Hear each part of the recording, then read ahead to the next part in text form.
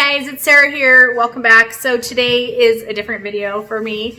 I want to share with you an interview I did with Justin Zufelt. He's an author and a speaker, and I'll tell you more about him in a minute. But the reason I'm sharing this today is July 30th, and today is the day that me and millions of people across the world are getting really, really loud about child sex trafficking. And it's interesting, I did this interview several months ago, and just something kind of held me back from putting it out there. I had several concerns about exactly how to share it. And then when this initiative came up to just get really, really loud on July 30th, to just bring awareness to saving children, saving adults even from the slavery of sex trafficking, I knew that this is what this video had been saved for. I became an acquaintance of Justin's wife last year, and in that time learned a little bit about their story of how they discovered pornography. Their children were being exposed to pornography in the schools. And if you're wondering why I am talking about the dangers that our children could face at school, being exposed to pornography, and how we can help our children navigate the world that has pornography, that will be exposed to pornography in their life, how we can help them with that. Why am I talking about that on today, July 30th, as we're trying to bring awareness to sex trafficking? And the reason is I'm just going to do this quote here from Clay Olson. He is the CEO and co-founder of Fight the New Drug. And Clay said this: the porn industry fuels sex trafficking. And he's not the only one to say that, but the pornography industry is where all this starts. If you're wondering who are these people who are trying to buy women and children across the world, there are people who started with pornography. And this is way, way, way down, deep, dark, down that dark hole. So, alrighty, well, here we go. Let me show you the interview. Well, welcome to Justin Zufelt for coming on and joining me today. I appreciate it. Absolutely. Thank you for the invitation. Yeah. So, for me, a little background is I know your wife. Mm-hmm. And she and I got to know each other through the homeschool community, but it turned out we had a lot more in common. Their passion for entrepreneurship and education and motherhood. And so anyway. All the fun stuff. All the fun things, yes, for sure. And then she told me a little bit about how you have discovered, I'm going to call it that, discovered some dangers that we have in our schools that I have never heard of. And I don't think a lot of parents have heard about it. And so I wanted to bring you on and have you talk to us about that. Because my big passion is to help parents have a custom education for their children, be really thoughtful, understand what environments their children are in, what they want for their children, and to make educated decisions for their kids. So anyway, that's why I'm bringing you on, Justin. Thank you. Fantastic. Yeah, absolutely. Can you tell me a little bit about yourself? Yeah, I currently live in Lehi, Utah with my family. I have 6 awesome kids. My wife and I have been married for, 17 years. Mm-hmm. Former police officer. I've been in the military since 2001. Been deployed a couple times, went to Iraq for a year and a half. And then I made a big change in my life where I joined the chaplain corps for the military. So that was a big, huge left turn in my career. I was on the fast track, and now I'm doing something totally different, and it's I love it. It's just so much fun. I went to college in Cedar City, Utah, Southern Utah University, graduated, went to several other colleges. I'm currently going and getting my master's degree in Masters of Divinity. So busy working for the military and have an awesome family. That's awesome. Cool. Well, thanks. I appreciate that. Well, so why don't you tell, I just feel like I don't even know where to start. Tell me tell me about this situation that you have found going on, the dangers we have for our kids at school. Okay, yeah, absolutely. I'll a half step back, actually probably a full step back really fast. I grew up, and you and we grew up in a time when pornography was there, but it was very hidden. Our parents didn't talk about it. No one discussed it other than we were told it was like the second or third worst sin in the world. And that was it. That was the only information we got. Stay away from it. And the world of pornography exploded, and it's just been running faster and faster. They're creeping in everywhere they can. And it's something that when I was a young child, I was exposed to very, very young. And I fought it for many, many years. And I came out the backside of this now. I'm like, okay, like what happened? And I assessed it. And now my wife and I, we help youth, and we help parents identify places where they're having struggles. One of the biggest concerns with parents, or the stories we hear, are parents feel like they're doing everything correctly. You know, they take the cell phones away at nighttime. They have the computers in the main room. They're watching, they're listening, they're looking at history, and they think they're doing the very best they can. It's very admirable. That's what we should be doing. However, they find that their kids are being addicted. And what the main one lately that I've heard is that as youth go to school, they're finding pornography at the library. And that's what I always hear. My son found it at the library. As I discuss with kids, hey, I found it at the library at school. And this was like so concerning. Like, why? How is this working? So I have a researcher, Stephanie Gifford, and and my wife, Leilani, we jumped on this research, and we started looking around, trying to figure it out. And Stephanie Gifford is, like, oh my gosh, yeah, you should talk to her as well after this. But she is like the coolest and most in-depth researcher I've ever known. So she jumped in, and we've just been looking at talking to families and researching where it came from. And what's going on is that our as you probably all know, our schools have closed networks. I'll just use a name. EBSCO hosts. There's several others, but that's kind of the most common one. These are closed networks, and they're sold to schools and libraries as a closed network where they're secure and people can only look inside within those walls. However, what we're finding is that pornography industries and novel industries and individuals and magazine industries have found ways to sneak in through the barbed wire. And there's several different ways. The one main way is books are rated by age, or for an age group, based on the main characters or the characters' ages.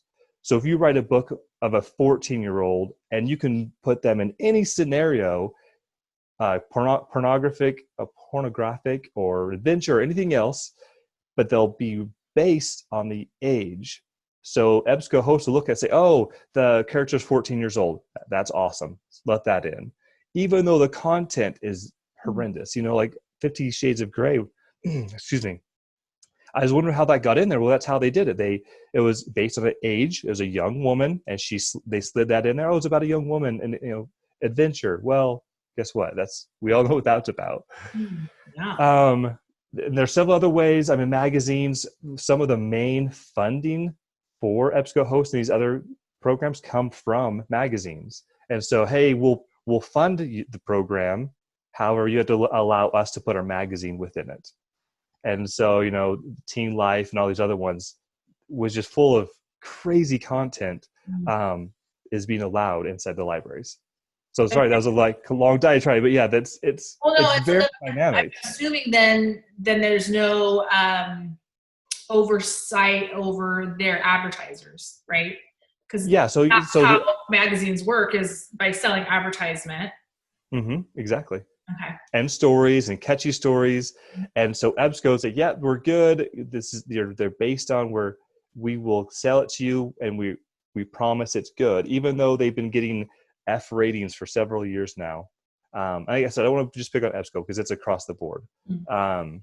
But yeah, we're good. It's good. Here's clean content. And then it just stays there. And people are youth are so smart and they're so they're so intelligent with this stuff. They just go on there and they find what they want to find. They look up words and they're finding a lot of answers that as parents, we would be very, very concerned about. Wow. That's interesting. So what, so I have all these questions. So what did you bring it up with like your child's school district when they were in school? So my kids have not been in school a long time. It's been 6 years. Okay. So we did not bring it up with our school district. However, in Idaho, Stephanie Gifford and some senators have been putting bills in the Senate. I can't even do the right word. Oh my goodness. Legislation. They've been introducing legislation. So this is a big problem. This is the main problem. It is illegal to present pornography to youth, right? We all know that. It is illegal. However, there are some exceptions. One of the exceptions is libraries and schools. Libraries and schools are exempt from showing youth pornography and so they can't get in trouble for it. So they are accepting these databases as clean and yep, we're good. There's nothing bad here. Even if there is stuff on there, they're not held liable in any way. Because they're exempt from the law. And so that is, if there's anything a parent can do, bring it up. Yeah, I'm concerned, but the true solution is we have to get these schools, there has to be some change in legislation to make them more aware of what's going on. Or make them want to be more aware of what's going on. Okay. Okay, we'll keep going. I am like super interested in like, what can we do? Like, how can we help our kids? Like, I mean, so we can introduce legislation, which is a super difficult thing. And I think it becomes overwhelming for a parent. I think it becomes very difficult for a parent to think of that. I truly believe the number one thing a parent can do is just start at home. We have to go to the home. We have to discuss this with our youth. We have to have an open, this is kind of hard. So much of this is described in the slide deck I want to give you. But okay. When you're ready, let's launch into it. So this is my little family. I just want to start the very basic. So some of you are like, okay, what's pornography? And I think there's actually a wide variety. Some people think some things are pornography, and other people think it's not, art or whatever. So I want to just start at the same baseline. Pornography is a material specifically designed to arouse a feeling in people by depicting nudity, sexual behavior, and all this. You can see all this stuff. But it's the main thing is it is designed to initiate arousal. And so sometimes I've heard parents say, oh, like the bra magazine, women's attire. Well, that it wasn't designed to arouse, right? It was designed to sell something to women, specifically to women. So I want to be very, very clear that pornography is designed to create arousal, and they could do it in many, many different ways. I mean, I drive down the road and there's billboards for shops for intimacy. I'd say that's and yeah, that's designed to create arousal. That was designed to get a man or a woman to look up there, get aroused. So we just so we're on the same page. That was the Supreme Court written a Supreme Court decision about pornography, what's right and wrong. And within pornography, there are 3 types of pornography victims. So as you as a parent, as you kind of think about your children, what's going on at school, if you're concerned or there's something going on, you can say, okay, this is the type of victim they are to pornography. I call them victims because it is now being pushed on us so hard in so many different ways that we become victims to your child is a victim to pornography. We have to keep that in mind. So the first one's accidental. This is the person going down the road. They're sitting in the back. Your child's in the back seat, and they see a billboard. It's right there. Oh my gosh, intimacy workshop or whatever it is, and they see images. They're doing research on the computer at the library even, and they see something. Oh my goodness, that's accidental exposure or a victimhood. The second one is compulsive. These are individuals that, or your youth, or even parents, or anyone that that seeks pornography out every once in a while when they're bored, when there's downtime, there's nothing else to do, they have computer, they have access. This is where a lot of youth get in trouble at nighttime. They have the phone, they have it in their room, and they're bored, text or between searches, and they just start looking at stuff. That's compulsive use. The third one is the worst one, which is addiction. Addiction is the basic or the most the easiest thing for a parent to remember. Addiction is when whoever it is that's addicted is taking actions that's harming their life.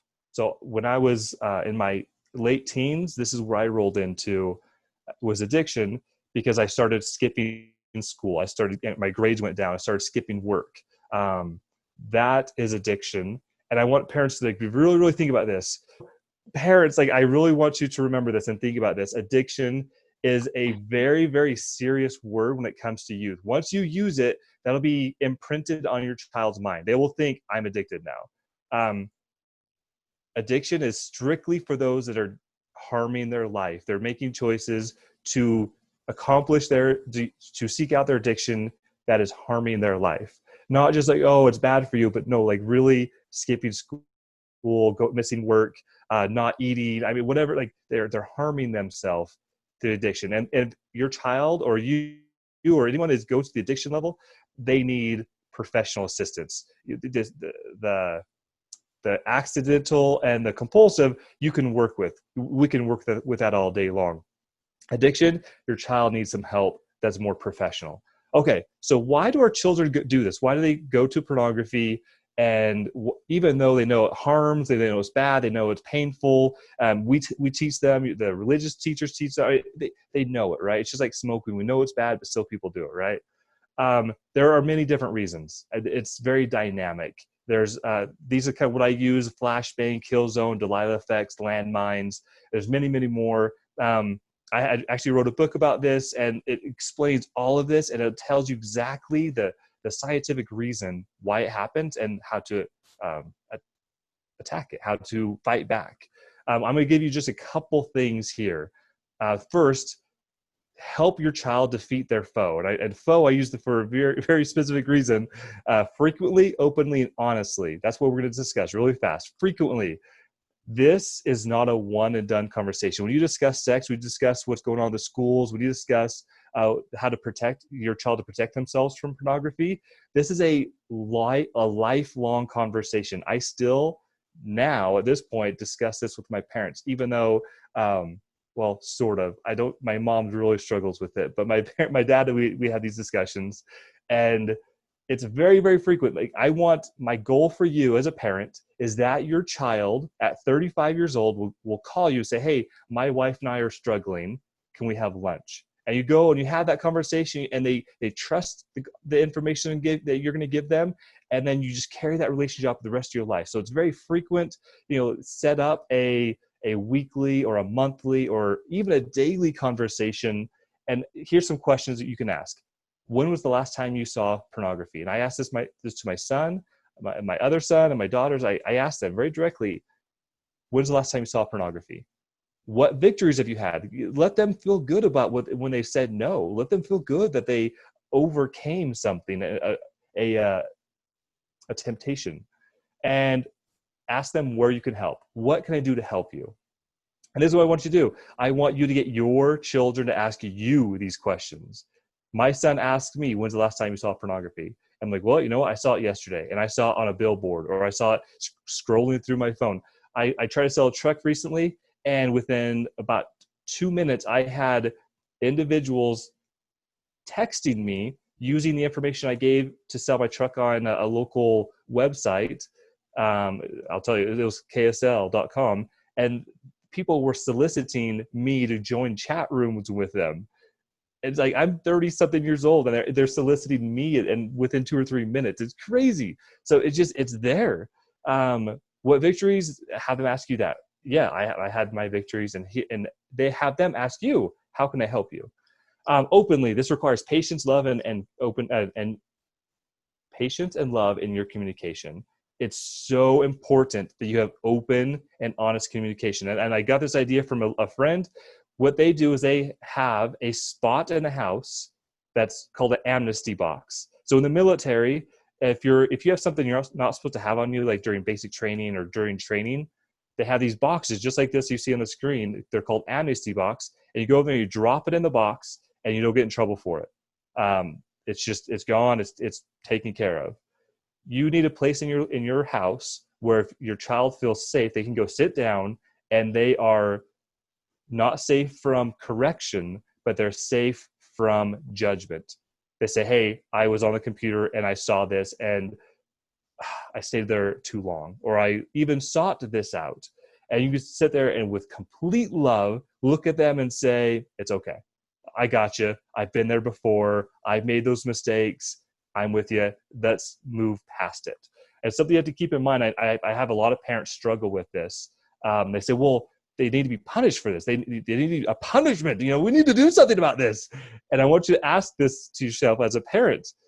Are you more concerned about the punishment of the mistake or helping them in the future to stop the exposure?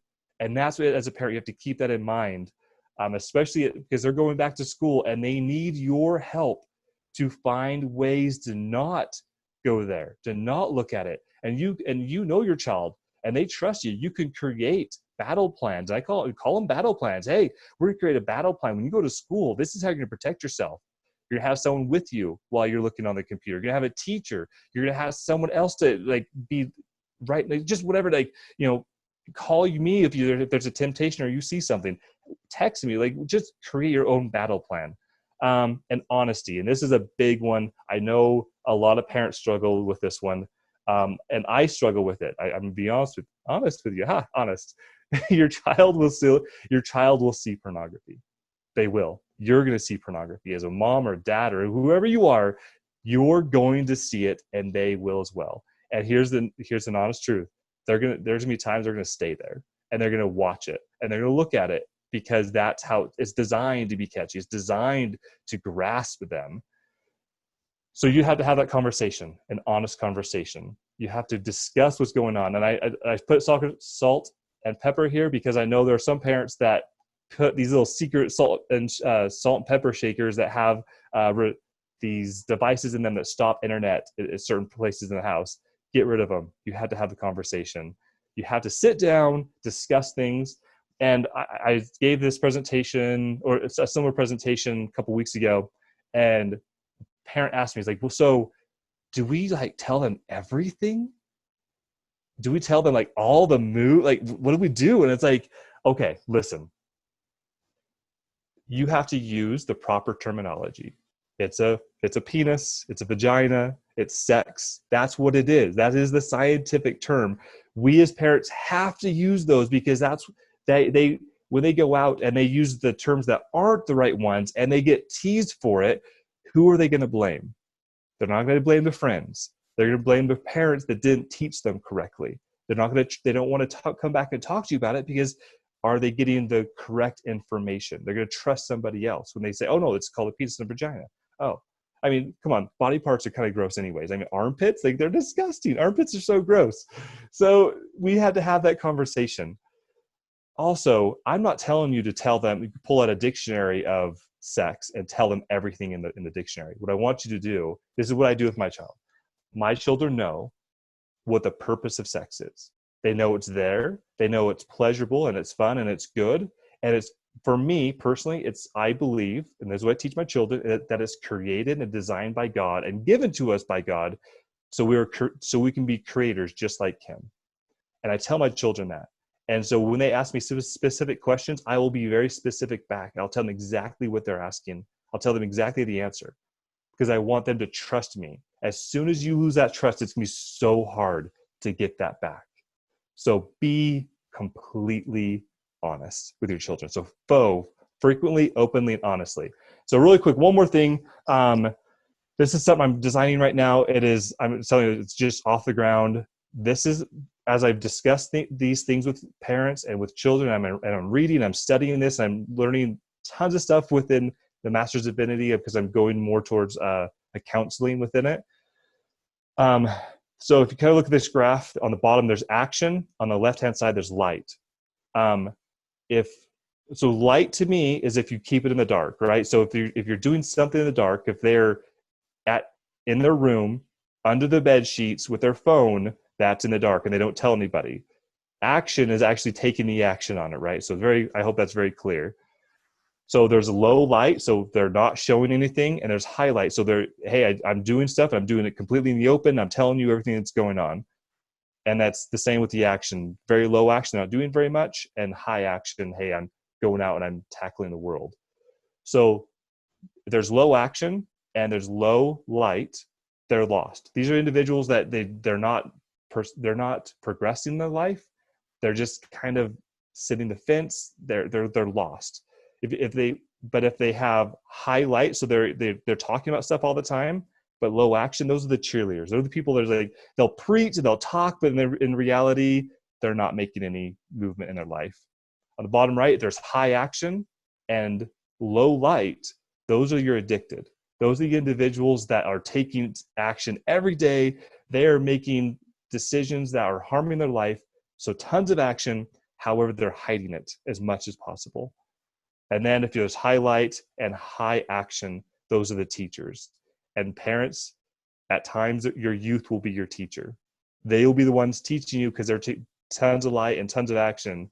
But I hope as a parent, you can see this. This is where you need to be. You need to be very open and honest and frequently talking about it and taking action, as in talking to them about it, getting filters, looking at their phones, talking to the school board, talking to the schools, going into the school itself and type in, hey, I'm going to do a little search. Let's see what I can find on this computer, and get on there and do a search. And that's action. As a parent, you have the authority, you have the power to do so. And so you need to do those things. So yeah, I hope that answered a lot of questions that you had. Yeah, I love that. Thank you so much. Yes, I'm going to ask you questions at the end. Okay. So really, by speaking up about the temptations you face, you as a parent, you'll shine a light on the difficulties your youth are having. Listen, you're being tempted. Your parents and your children are being tempted a billion times more. There's been a lot of studies where girls will open up an account of a 12 or 13-year-old girl. Within minutes, they start getting solicitations for nude pictures. That is what's happening. Our youth are being attacked every second from their own peers as well as bad people on the internet. The more light that is shown about this, the more resources and help that'll be available. So the more you talk to them, the more help they're going to get, because they're going to have you. But then also, as you talk about it, you will get resources from your friends, from this podcast, and from you, Sarah. You're giving them a resource, and that's when we talk about it, that's what happens.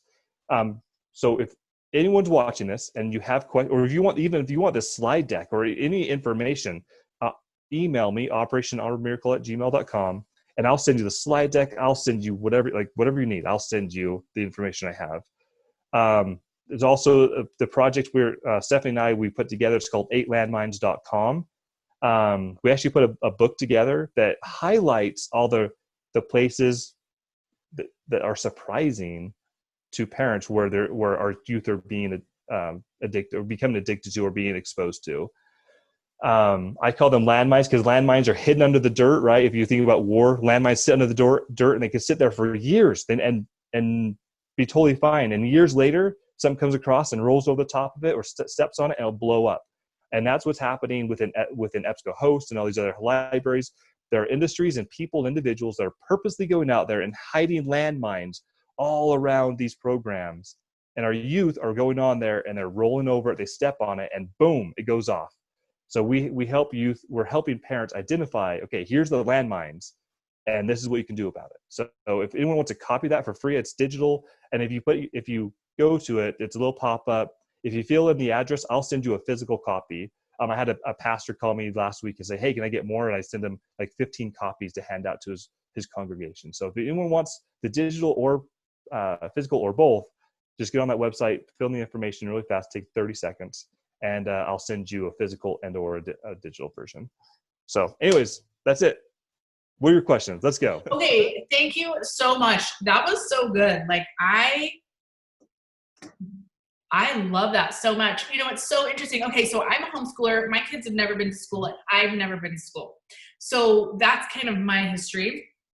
But I want to speak to all parents, whether their kids stay in school, they do hybrid schools, they do private schools, online schools, tutors. I mean, there's so many options.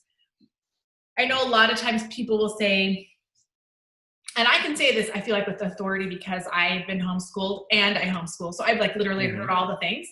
Yeah. And so many times you'll hear, well, I don't want to like hide my children from reality. I don't want to, you know, I want them to know about life and whatever your opinion might be about that.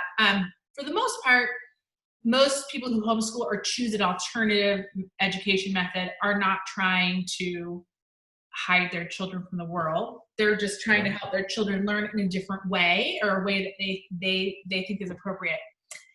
But I will tell you, it does not matter where your kids are. If they're at home for homeschool, if they're in a private school, if they're in public school, it just doesn't matter. This pornography and the exposure that our kids experience, it doesn't matter whether my kids are here at home or if I were to send them to school. So I think this is such a fantastic topic for all parents, because we are all kind of in the same boat here. Our kids are all at risk. We're at risk. And I love what you say about just being open. And I appreciate your approach, because I've heard many people speak on the subject and I walk away feeling, as a parent, helpless. Like, okay, here's a huge problem. Like, I feel completely helpless to it. So I appreciate your contribution, because I feel like you do give me a place to start as a parent. Well, thank you. I appreciate that. And that's the idea. I mean, I don't have all the answers. I don't. No one does, right? No one. Okay, someone, but he's not on the earth anymore. That's my personal opinion. But other than that, we don't have all the answers. However, in what way or in what area of our life do we have all the answers? People are like, oh, it's so hard.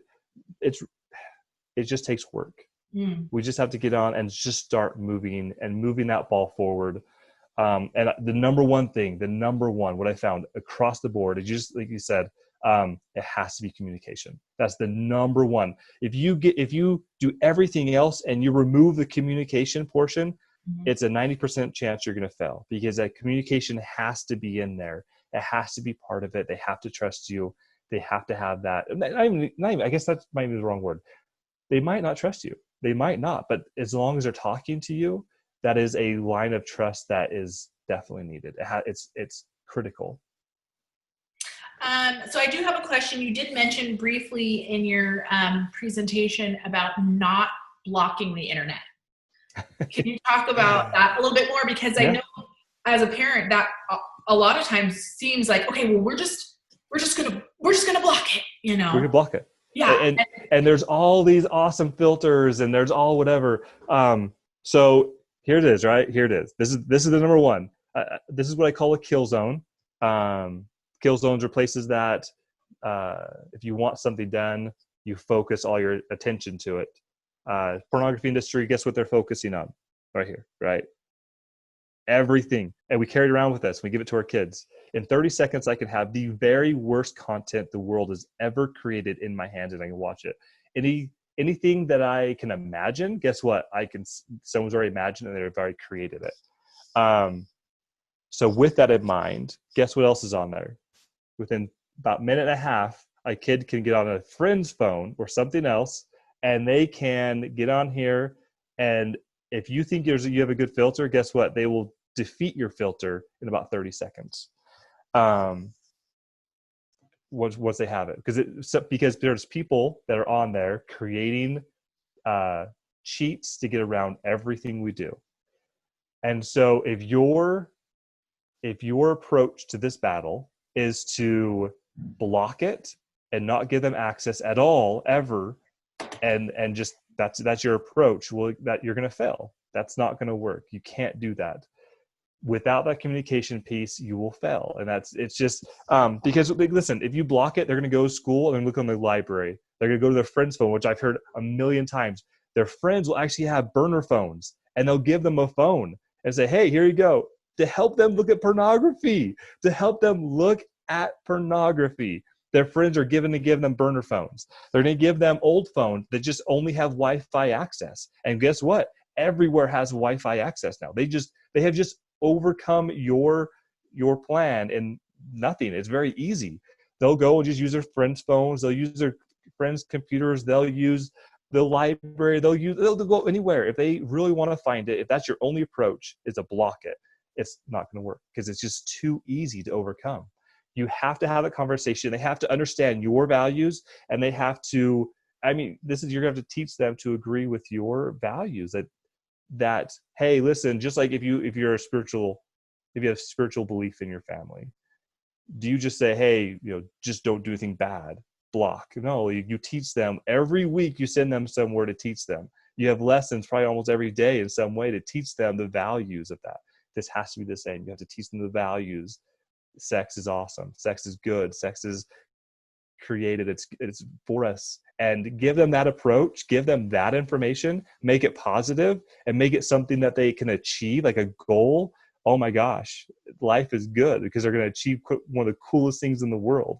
They're going to create little children. It's the coolest thing in the world, right? Give them that goal. Like, that's what you want. You don't want to bad, block. Because like you and I, maybe it's just me, but as I talk to parents, we grew up with a very negative sense about sex. My wife, we still discuss it. There's still at times we're like, oh man, this is kind of icky. This is kind of bad. It's like, no, it's not bad. It's not bad. It's not. Like, we were programmed for so long. So I'm sorry, that was a long answer, but you can't, it cannot be your only approach. If your only approach is to get on your phone and when they're done and look on the phone, guess what? You failed already, because there's apps they can get that look like calculators or look like other apps. They're called the Vault apps, and you'll get on there and it'll act and work like a calculator. But then they have a little secret code, and they will be into a secret website that has pornography. So you can't be. Our kids are way too far ahead of us. The industry is way too far ahead of us. And what's coming in the industry, what's coming down the pipe right now, what's already available, but what's coming down the pipe is the scariest stuff I've ever seen in my life. It is freaky scary. And as parents, right now is our time to set the boundaries up, to set the standards up, because when this next phase comes in, if we're not ready, if our children aren't ready, it's going to be mayhem. I guess when you were talking, I thought about sex trafficking. Yeah. You're talking, and I'm sure you're familiar with Tim Ballard at Operation Underground Railroad. Yeah, definitely. And as am I. And I heard him speak last year at this small event I was at, and he talked about. He said, people ask, how does one get here? How does one get? Because I'm pretty sure everyone will agree that somebody who purchases sex with little children is just horrific. Everyone can agree with that. But how does one get to that place? And he led us through the path of a sexual predator and how it started with pornography use. And what is actually deemed very commonplace and socially acceptable actually leads a person on a path to these very deep and dark places that Absolutely. now we find ourselves trying to rescue humans from. And so when he said that, I realized this goes beyond what I believe about sexuality from my religious beliefs, from my personal family beliefs. This goes beyond what I think is appropriate, what people should do for social norms. This is all about literally humanity and absolutely, and our whole society as a whole, and where on that slippery slope does it not become okay? Yeah. And so then all of a sudden I started to think as a parent, as I taught my children about pornography and became more educated about the risks associated with pornography use, I realized this is more about like a much bigger thing than just my kid and just my family. Yeah. Yep. That's where it starts. Mm-hmm. That's where it starts. 80% of men are going to see it and become compulsive users. 80%. And so we have to start at home. Yeah. And this is the truth. This is the truth. The United States, where you know we consume pornography like crazy. However, over 70% of the United States men say they are Christian and say they're religious. If we could convince 70% of the men to stop and to commit and teach their children not to, well, guess what? The industry's dead. It's dead. Sex trafficking's dead. The pornography industry, they can't survive. We are as Christian or religious individuals, we are propping this industry up and keeping it going. Interesting. Anyways. I will say, I don't approach this way with my kids, right? I don't want to I'm with you. I don't believe in fear, right? So I don't sit here and tell my kids, oh, you're going to become, this horrible person. Of course, I don't do that. I think, it's like when I'm teaching my kids to be honest or kind, they make mistakes and they'll struggle. And it's okay that we still love them and we're honest and open and we forgive and we try again. So I really appreciate it. Yeah. Thank you so much. Thank you so much. I appreciate it so much. I think this is like something everyone needs to hear. So I'm going to put your info as well in the description of this video. Uh-oh, did I lose Awesome. Thank you. I'm going to put all your stuff in the description of this video. I encourage everyone to just take advantage of this, help your families, especially because right now in this very minute, we're all home together. Yep. And we're talking about things we've never talked about before. Pandemics and economic collapse and quarantines. I think our kids can handle more than we think. Oh, absolutely. Oh my gosh. Yes. Our kids are so strong. They're amazing. These generations. And I mean, it's just amazing. They're just incredible. They're powerful. They're strong, and they will get this and they'll appreciate it in the long run. I promise you, your kids are going to truly appreciate having that conversation with you. You'll get the roll of the eyes. You'll get all the oh, mom and dad. I get it from my kids too. And it's so much fun. It's so much fun. Just make it fun. This is a cool thing. Just enjoy the conversation with the children, and it's a lot of fun. You'll enjoy it. That's awesome. All right. Thanks, Justin. Yep. Thank you.